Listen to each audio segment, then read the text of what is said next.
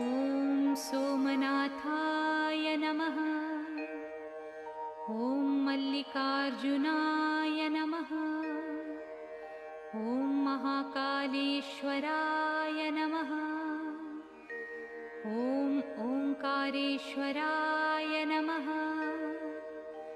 ॐ वैद्यनाथाय नमः। ॐ भीमशङ्कराय नमः। ॐ रामेश्वराय नमः। ॐ नागेश्वराय नमः।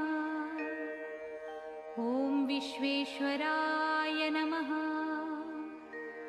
ॐ त्र्यम्बकेश्वराय नमः। ॐ केदारेश्वराय नमः।